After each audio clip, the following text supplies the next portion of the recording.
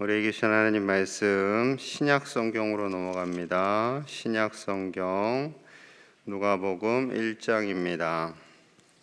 오늘 하루도 우리 주님의 은총이 가득하시기를 축복합니다. 오늘부터 24일간 누가복음을 묵상하게 됩니다. 누가복음을 통해서 복음의 진리를 깨닫는 복된 시간 되시기를 축복합니다. 특별히 오늘은 천사 가브리엘이 두 사람에게 기쁜 소식을 전하는 내용이 있지요. 첫째 소식은 사가랴와 엘리사벳 사이에 요한이 태어날 것을 알립니다. 또한 마리아에게 온 인류를 살리실 가장 큰 기쁨의 소식, 예수님의 탄생을 알리는 사건이 기록되어 있지요. 자, 5절 6절입니다.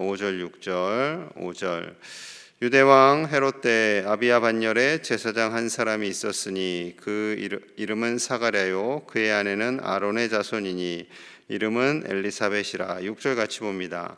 이 두 사람이 하나님 앞에 의인이니 주의 모든 계명과 규례대로 흠이 없이 행하더라. 아멘. 제사장 스가랴와 그의 아내 엘리사벳 모두 하나님 앞에서 의인이고 하나님의 말씀에 흠이 없이 행하는 그런 신실한 믿음의 사람들이었음을 말씀하고 있습니다. 하나님께서는 우리의 믿음을 아십니다. 이 새벽에 나와서 기도하고 간구하고 말씀대로 살려고 몸부림치는 하나님의 사람들의 그 간절한 믿음을 아시지요. 그리고 하나님의 사람들에게 말씀을 주시고 그 말씀을 따라서 순종하게 하십니다. 존경받는 부부였어요. 칭찬받는 부부였어요. 그런데 이들에게 아쉬운 것이 있었어요. 자녀가 없었어요. 자, 7절 봅니다. 7절. 엘리사벳이 잉태를 못함으로 그들에게 자식이 없고 두 사람의 나이가 많더라. 이들 부부에게 자녀가 없습니다. 2000년 전에 자식이 없다라는 것은 정말 큰 슬픔 중에 하나였던 거죠. 늘 하나님께 이 기도의 제목을 간구하고 그 아픔을 토로합니다. 그런데 하나님께서 이 기도를 아세요. 이들의 형편을 다 아세요. 자, 아시고 응답하세요. 13절입니다. 13절 천사가 그에게 이르되 사가랴여 무서워하지 말라. 너의 간구함이 들린지라. 내 아내 엘리사벳이 내게 아들을 낳아주리니 그 이름을 요한이라 하라. 아멘. 너의 간구함이 들렸다. 하나님께 이 기도의 제목을 가지고 오래 기도했다라는 거죠. 포기할 만도 하죠. 나이가 많다고 그랬잖아요. 얼마나 나이가 많았는지는 기록되어 있지는 않습니다. 하나님께서 사가랴와 엘리사벳의 기도를 들으셨듯이 우리의 기도를 들어주시는 하나님이신 줄로 믿습니다. 시간이 길어져서 이제 하나님 안 들어주시나 보다. 아니요. 하나님의 때에 하나님의 방법으로 반드시 응답하시는 하나님이신 줄로 믿습니다. 자녀를 안 주시나 보다 했더니 세례 요한을 주시잖아요. 엘리야를 대신하는, 엘리야를 의미하는 요한이라는 그 이름은요, 아름다운 편지입니다. 아름다운 편지. 하나님께서 요한을 통해서 온 세상에 보내시는 하나님의 아름다운 편지로 그를 보내시는 거죠. 그것이 그의 사명입니다. 자, 14절에서 16절 사이에 그 구체적인 사명이 드러나 있어요. 14절입니다. 너도 기뻐하고 즐거워할 것이요 많은 사람도 그의 태어남을 기뻐하리니 이는 그가 주 앞에 큰 자가 되며 포도주나 독한 술을 마시지 아니하며 모태로부터 성령의 충만함을 받아. 16절 같이 봅니다. 이스라엘 자손을 주 곧 그들의 하나님께로 많이 돌아오게 하겠습니다. 아멘. 하나님께서 주시는 사명자입니다. 큰 자가 되는 아들이죠. 성령의 충만함을 받아서 하나님의 편지가 되어서 많은 사람들을 하나님께로 돌아오게 하는 사명, 우리 예수님의 가실 길을 준비하는 사명, 그 놀라운 사명의 아들이 바로 요한이었던 것입니다. 하나님께서는 사가랴와 엘리사벳의 기도를 들으시고 그의 아들을 통해 예수님의 오실 길을 준비하게 됩니다. 사랑하는 여러분, 하나님께서 반드시 우리의 기도를 들으십니다. 기도는 쌓이는 거예요. 기도는 계속해서 쌓입니다. 우리가 새벽에 나와서 기도할 때 하나님께서 다 들으시고 하나하나 기억하십니다. 하나님께서 그 기도의 때가 되면 반드시 응답하십니다. 그 신실하신 하나님을 온전히 신뢰하시며 살아가시는, 그리고 이 새벽에 나와서 기도하시는 저와 여러분들 되시기를 간절히 축복합니다. 자, 이제 6개월이 지났어요. 하나님은 마리아에게 예수님의 잉태를 알립니다. 인류를 구원하실 예수님, 그 예수님을 잉태한 마리아에게 정말 큰 복이 임한 거죠. 온 인류를 구원하실 그 예수님의 놀라운 은혜가 이 여리여리한 10대 소녀에게 임한 겁니다. 어떻게 마리아가 택함을 받았을 수 있었을까? 세 가지로 좀 생각해 보면요. 첫째는 주권적인 하나님의 은혜죠. 28절 봅니다. 28절. 그에게 들어가 이르되, 천사가 들어가서 말하는 겁니다. 은혜를 받은 자여 평안할지어다. 주께서 너와 함께 하시도다 하니, 은혜를 받은 자요. 가브리엘 천사의 첫 마디는 은혜를 받은 자요. 하나님의 주권적인 은혜입니다. 제가 감히 예수님을 잉태하고 싶습니다. 아니요. 그렇게 한다고 될 게 아니에요. 하나님의 전적인 은혜, 하나님의 주권적인 은혜로 가능한 거죠. 이 세상에서 똑똑하고 잘나서 되는 것이 아니라 하나님의 은혜입니다. 자, 천사의 나타남으로 인해서 두려워하는 마리아에게 다시 한번 강조합니다. 30절이에요. 30절. 천사가 이르되 마리아여 무서워하지 말라. 내가 하나님께 은혜를 입었느니라. 은혜를 입었느니라. 여러분, 전적인 은혜로 마리아가 예수님을 잉태하게 되었고, 우리도 전적인 은혜로 하나님의 자녀가 된 것이지요. 내 능력, 내 수고로 하나님의 자녀가 된 것이 결코 아니라 예수님의 십자가로 우리는 용서함 받고 하나님의 자녀가 된 줄로 믿습니다. 여러분, 은혜 아니면 하루도 살아갈 수가 없어요. 여러분, 전적인 은혜예요. 우리가 주님의 교회에서 섬기며 사명을 감당할 수 있는 것도 은혜이고, 우리의 가정이 지금까지 인도함 받은 것도 은혜이고, 우리가 이 새벽에 나와 기도하는 모든 것이 은혜인 줄로 믿습니다. 하나님의 은혜 아래서 참 기쁨을 누리시는 우리 모든 가족들 되시기를 축복합니다. 자, 두 번째는요, 그가 하나님을 신뢰하는 온전한 믿음을 가졌기 때문입니다. 39절에서 45절 사이에는 마리아와 엘리사벳의 만남을 기록하고 있지요. 천사가 자신을 찾아와서 성령님에 의해 아들을 가졌다라는 소식을, 가지게 될 거라는 소식을 듣고 이 마리아가 가만히 있을 수가 없습니다. 엘리사벳 역시 천사가 알려줘서 잉태를 하게 된 여인이잖아요. 그러니까 이 두 가정이 모두, 두 사람이 모두 성령님의 인도하심을 따라서 아이를 갖게 됩니다. 엘리사벳도요, 참 신실합니다. 그래서 마리아가 오니까요, 너무나 기뻐하며 축복하는 거예요. 보통 일반적인 상식으로는 처녀가 아기를 가져가지고 자신한테 온 거잖아요. 그럼 어떻게 이렇게 됐냐, 너 왜 그랬냐, 뭐 걱정할 수 있겠는데, 걱정이 아니라 축복하는 거죠.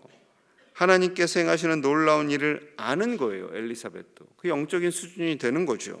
자, 45절입니다. 45절. 주께서 하신 말씀이 반드시 이루어지리라고 믿은 그 여자에게 복이 있도다. 엘리사벳의 축복입니다. 하나님께서 태중에 아이를 주시고 출산하게 하시고 그 아이가 만왕의 왕이신 예수님이심을 이루어 가시는 그 일을 믿은 마리아에게 복이 있도다라고 선포하는 거죠. 쉬운 게 아니죠. 어떻게 처녀가 아이를 가져요? 그 당시에 그거 알려주면 다 돌에 맞아 죽는데 묻지도 않고 바로 돌에 맞습니다. 37절에서 그가 이렇게 고백을 했죠. 천사에게. 37절 우리 같이 봅니다. 시작. 대저 하나님의 모든 말씀은 능하지 못하심이 없느니라. 아멘. 마리아의 고백입니다. 10대 후반 소녀의 믿음의 고백이에요. 10대 후반에 결혼하신 우리 권사님들 혹시 계실까 모르겠는데 대단한 믿음이죠. 대단한 믿음입니다. 엄청난 믿음입니다. 이런 믿음의 사람들이 되시기를 축복합니다. 하나님께서 우리를 통하여 일하시겠다라고 말씀하실 때 내가 어떻게 그 일을 감당해요? 저는 못해요 라고 하는 것이 아니라 하나님의 말씀은 능하지 못하심이 없습니다. 하나님께서 저를 통해서 일하신다 하시면 하시는 줄로 믿습니다 라고 믿음으로 나아가시는 우리 모든 가족들 되시기를 간절히 축복합니다. 세 번째 마리아가 택함 받은 이유는요, 순종함입니다. 순종. 자, 38절 봅니다. 38절도 한번 같이 볼게요. 시작. 마리아가 이르되 주의 여종이오니 말씀대로 내게 이루어지이다 하매 천사가 떠나가니라. 아멘. 하나님의 여종입니다. 여종은 듣고 순종하는 거예요. 종은 다른 거 없어요. 종과 노예는 순종하는 겁니다. 순종. 직분자들을 종이라고 표현하죠. 순종하는 거예요. 목사님들도 종이라고 표현하죠. 순종하는 거예요. 하나님의 뜻에 오직 순종하는 것입니다. 그래서 말씀대로 내게 이루어질 것을 고백하고 있는 거죠. 대단한 믿음인 동시에 순종입니다. 그래서 믿음은요, 순종과 함께 가는 거예요. 전혀 순종하지 않는데 믿는다. 나 하나님 믿어. 그런데 예배 안 드려요. 나 하나님 믿어 하는데 말씀도 안 읽어요. 안 맞는 거죠. 기도도 안 해요. 절대 앞뒤가 안 맞는 것입니다. 이것은 합당하지 않지요. 하나님을 경외한다, 하나님을 믿는다라고 했을 때는 그 말씀에 순종하며 나아가는 겁니다. 에스더와 같이 죽으면 죽으리이다. 하나님께서 책임질 것을 믿고 나아가는 겁니다. 여러분, 이 시대에 순종하면, 복종하면 바보라고 말하는 시대가 되었어요. 자기 주장을 드러내고 자기 의견을 표현하고 자기 말을 많이 해야 똑똑한 사람이고 자기 생각을 가진 줄 아는 그런 시대를 살아갑니다. 여러분, 그렇지 않습니다. 하나님 앞에서는 오직 믿음의 순종만이 있는 줄 믿습니다. 하나님 앞에 더 큰 순종으로 나아가 칭찬받는 모든 주님의 자녀들 다 되시기를 간절히 축복합니다. 우리 함께 마음을 모아서 기도하겠습니다. 순종의 사람, 믿음의 사람, 하나님이 기뻐하시는 사람이 되기를 우리 같이 기도하고요. 우리 가정에 하나님 기뻐하시는 그 믿음으로 살아 복을 받기를 사가랴와 엘리사벳 같은 부부, 요셉과 마리아와 같은 부부, 그런 부부가 우리가 되기를 같이 기도하고요. 우리 교회로 인해 우리 지역이 복을 받고 예수 그리스도의 생명이 흘러가도록 우리 교회를 위해서도 함께 간절히 기도하겠습니다. 하나님 아버지 감사합니다. 우리가 믿음의 사람이 되기 원합니다. 순종의 사람이 되기를 원합니다. 마리아와 엘리사벳과 같이 하나님의 일하심을 믿음으로 순종하는 우리 모든 가족들이 되게 하여 주시옵소서.